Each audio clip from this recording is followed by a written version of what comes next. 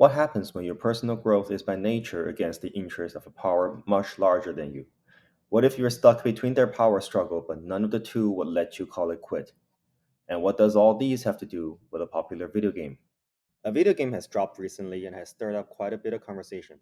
It goes by the name Black Myth Wukong. And if you're somehow already suggested this video by the algorithm, you probably already have a pretty good idea what it is about. The game is fun, and it especially holds a bigger meaning to us Chinese gamers that we finally could see our own culture for the whole world to enjoy. However, there's one thing that keeps floating into my head for the 80 hours I've spent beating this game, besides the annoying error walls, which is basically my only complaint on gameplay. This game is written originally in Chinese. I mean, I know there is English audio and English subtitles, and they definitely did a pretty good job on it. But voice dubbing a heavily cultural theatrical experience is a difficult task. Across different cultures, there just isn't 100% equivalent ways of conveying the original material's full original intentions. And on top that the audience also have a largely varied exposure to the background material, the result is a widely different interpreted experience. To make things worse, the novel was also written about 500 years ago, based on a folklore system that established in that part of the world over a millennium. Even native speakers sometimes need help to fully understand and appreciate the messages it's trying to deliver beyond what is on the surface, let alone translate materials. Basically, what I'm trying to say is the game delivers a much more comprehensive experience in its Mandarin form. Meanwhile, there is a large cultural gap that requires so much reading for non speakers to get the precise message from the stories, even after the translation. This is where I thought maybe I could be that bridge. By breaking down how a native speaker would interpret all the details within the story, it could help further your understanding. I will use a series of videos to first help build the worldview created by the original background material to help bring all of us up to the same speed, up to the beginning of the game. Then expand to the specifics in the game and its related lore to help put more and more flesh into this new story created by the developers. Please note that throughout the course of this series of video, there could be some small spoilers. I will put a warning where I think it might spoil your experience if you have not yet beat the game. Although for the first few videos, since I will be mostly speaking about the stories leading up to the game, I would think even the spoilers would help your gaming experience more. Now let's dig in and start with the story of the Monkey King himself and try to answer the first question posed in front of us right as the game starts. Why did the Celestial Court and the Western Paradise decide to work together to kill Wukong? To answer this, we need to emphasize the universe the novel is set in and how Wukong's character curve fits into it that enables game science's black myth recreation. As everyone knows, the game is based on an old fantasy novel called Xi You Ji, which translates to Journey to the West, widely understood to be written by a guy named Wu Cheng'en who lived around 1500 AD in the Ming Dynasty of China. It is loosely based on a real historical event where a Buddhist monk embarked on a journey to India for Buddhism education around the year 629 AD. After 17 years of studying, he returned to the capital of China, along with him large amounts of scriptures that would go on to greatly benefit the development of Buddhism belief in China. By the time the book was written, Buddhism has already become a mainstream belief system, intertwined with traditional Taoism and Confucianism to form the religious climate of China. Buddhism, with its more structured and philosophical framework, strongly resonated with popular culture at the time, hence the dominance it has shown in the story of the book. The book's universe is also formed as a reflection of this. It is worth noting, though, as a fantasy novel, a lot were altered to the religious figures so they can fit all into a unified worldview, which reflects on the social political status at the time. The story revolves a monk that was tasked to travel to Tianzhu, which is modern day India, to bring back Buddhist scriptures for the emperor of the time.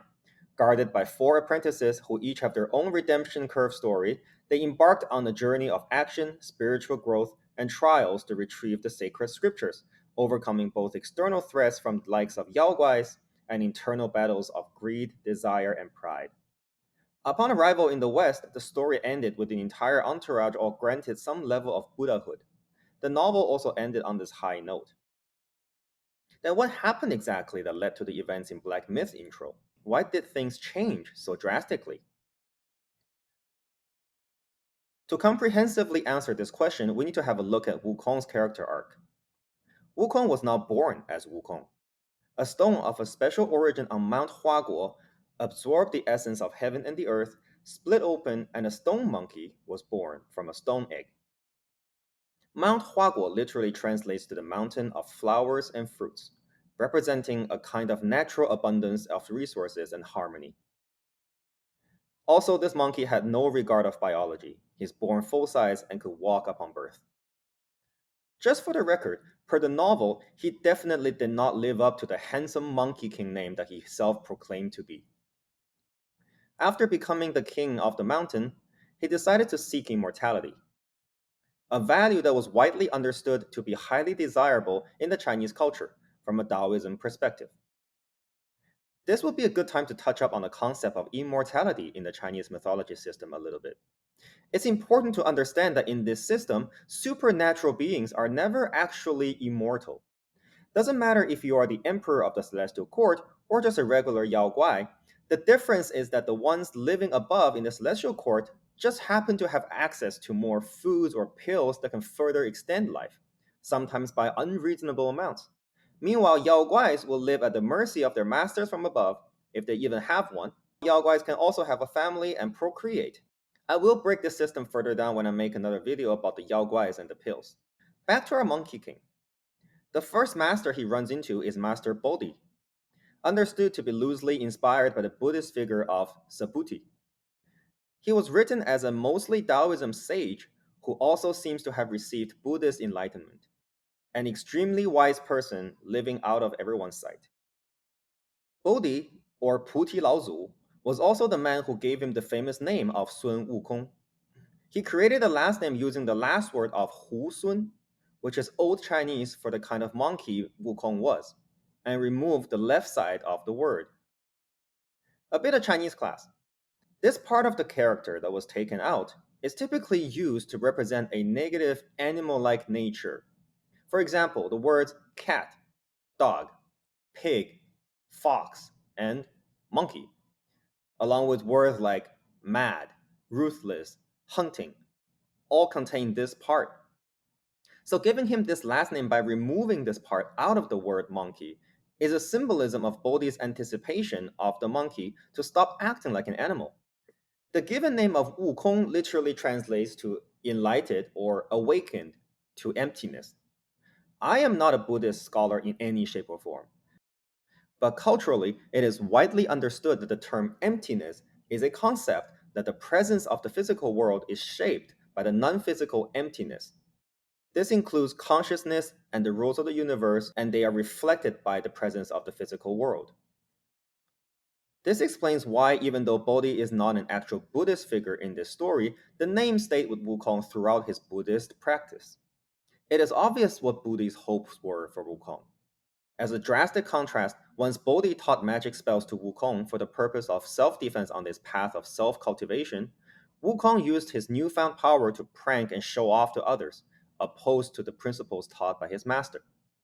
Worried of being known to be associated to this foreseeable troublemaker by the Celestial Court, Bodhi kicked Wukong out. If we were to describe Wukong at this moment with one word, it would be conceited. He self-declared himself to be the great sage equal to heaven, went to the dragon palace of the East Sea, and took the Ruyi Jinggu Bang, where Jinggu Bang means the staff with golden sleeves. Ruyi stands for follows your will, symbolizing the nature of the staff being able to shift its geometry as needed by Wukong. He then visited the Taoism hell and wiped his and all his monkey underlings off the book of life and death, hoping this would make everyone immortal. It did not work, but the constant disregard to the system definitely attracted the attention of the higher powers from the celestial court. As an effort to solve this problem, they invited him up to the heavens and offered him a permanent job in the celestial court. To clarify, when we use the word heavens in Chinese mythology, it is not about an afterlife. Think of it as a parallel political body to the countries on Earth. where there is also a monarchy, army of generals, and servants of different departments. Except instead of ruling one country, the celestial court runs the ways of the world. It is a place of absolute power with abundant resources. With Wukong's lack of resume so far, his position was the lowest possible within the organization, which Wukong found extremely demeaning. Immediately, he stirred up chaos in the Celestial Court in rage. This portion of the story is also one of the most sought after references for a future DLC. So, what have we learned about his life so far? Wukong was born free to act on his own will. He has no regard to all the established rules of the world and always got away with it. Wukong's rebellion against the heavens reflects the human desire to break free from fate and control one's destiny. However, his defiance also symbolizes an unchecked ego and the danger that comes with it. Keep this in mind as we move on to Wukong's next stage of life as a Buddhist apprentice. Wukong's pride was quickly humbled. Buddha defeated Wukong with very little effort and imprisoned Wukong under a mountain, which is later known as the Five Elements Mountain, where he stayed there for 500 years as a punishment for his arrogance and rebellion, until he got offered a chance for redemption.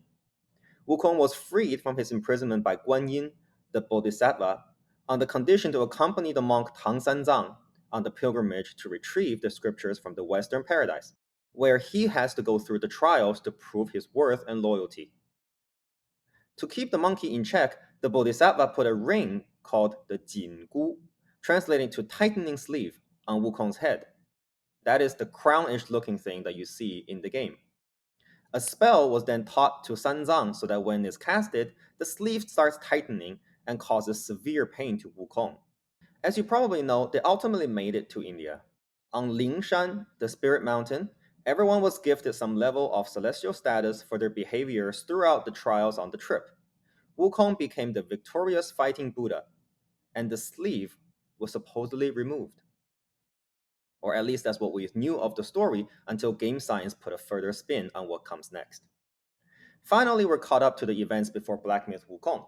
As the original story ends with the achievement of Buddhahood, the game explores further down Wukong's growth curve to ask a question. Is Wukong happy now that he finally has access to the resources he originally left Mount Huaguo for? The simple answer is no. Let's quickly recite his life story so far. Born free, rebellious soul, did whatever he felt like, got away with all the trouble he caused, got humbled to the bottom from the peak of his life, went to the trip as a trade to leave the prison, survived through the trials, and achieved Buddhahood. You can look at this process on the surface and call this a growth curve of a child learning the ways of society, and finally being adapted and accepted. But there's more to it. Wukong went on the journey after being in prison for 500 years, wearing what can only be described as a shock collar. Why was he in prison in the first place? Because he did not follow the rules set up by the higher beings. Why was he granted Buddhahood at the end of the story then? Because he conformed to the ways of the higher beings. Are you starting to get where I'm going with this? As I mentioned before, the ecosystem of the Chinese mythology is not about superpowers. Any Yao Guai can gain some kind of magical abilities through training. It is a system based on the exclusivity of access to scarce resources, such as food that grants you thousands of years of lives, special vessels and relics to alter reality, and income from the system. Most importantly, a nearly permanent political power to establish rules to their benefit. Starting to draw some parallels? As a celestial, you do not need to worry about survival. The court is fed by the tributes from down below. Meanwhile, with constant access to life extending resources, your position in the court becomes practically permanent. The only thing that could get you in trouble and lose the position is if you make a mistake. What is the best way to ensure you don't make a mistake, you ask? You do nothing. You can tailor a system that is always in your favor, and you're set for life. In the novel, you can sense the author's subtle but frequent description of the Celestial Court as a corrupt, inefficient, selfish, bureaucratic governing body that is filled with incapable people. Meanwhile, on the flip side, Yaoguais as a social class have no access to any of these, no visible path to move up to the court, while constantly being used as pawns against their own will. Yaoguais cannot control the path of their lives. They need to serve to gain a place in the world. As obvious as being the roadblocks thrown into the traveling entourage's way, Some get killed, some lucky enough to live under the umbrella of a celestial get captured and live out the rest of their lives as a pet or a guard dog of some sort. The system worked, for the rule makers of course, until Wukong came along. Wukong was the perfect catfish stumbling into this rigged system. Mentally, he was born to not obey rules, while physically he was capable to physically challenge anything that stands against him. To the Celestial Court, he became a big uncertainty. In the interest of maintaining their established order, they tried to blend him in, thinking if Wukong was to become one of us, he would stay put. Of course, as just another new Yao Guai on the block, nobody thought it was necessary to make him anything significant. Wukong revolted against the court and exposed, as a result, how vulnerable the Celestial Court really is from the inside. Realizing they could not get Wukong to just play along, the court asked external help and got the Buddha to simply contain him. It worked, until Buddha needed a capable candidate to protect the monk. Successfully completing this task, he was granted Buddhahood and became one of the rule makers. Black Myth then reimagined how this entire journey may have affected Wukong mentally. Now he understands how overpowered Buddha really is. Fixing the problem alone from the root was not possible. His first-hand experience of the struggle on Earth for the human and the Yao Guais, along with his Buddhist practices, taught him to not become a part of the problem. He now desires to just return to his old life like he never left and happily live out the rest of his life. But just as he anticipated, rejecting that power is no longer an option for him. Wukong's decision to give up his spot in the heavens is a big middle finger to the social system set by the Celestial Court. The only reason they could stay up there worry-free and forever is sustained by the future painted by the system to the people down below. That if you worship us and offer us with tributes, live within the lines as we tell you to, we will keep you safe and even a chance to spare you some gifts from above. Although there has been no intention from the Celestial Court to ever see the people on Earth as equal. It would be unimaginable for Yao Guai in such a world to actually make the impossible class leap up to the heavens, but also to give it up. Wukong's action sets a dangerous precedence to the foundation of why and how the Celestials get to live as a superior being in the first place. If all that the party in power has to offer is no longer of value, what does that leave them? Whenever Yao Guai sees that the hero that successfully revolted against the monarchy gives up the chance to become one himself, instead chose an ordinary life over having political power, this whole belief system falls apart. Much like the monarchy structure outside of the novel in the Ming Dynasty when the book was written. As you can see in the opening sequence, and what Wukong said to the Bull King in the ending animation of Chapter 5, Wukong saw it coming. But he also saw another path, where even though he knew he had to die, his spirits can still live on forever. Therefore, the rest of the story of Black Myth Wukong. Hopefully this all makes sense. I will continue to explore the related lores of Black Myth Wukong. If you like this format, please like and subscribe. And comment below if there's anything else you want me to cover and see elaborated in this story, and I will do the research for you. Thank you for deciding to spend the time for this video. Until next time, bye.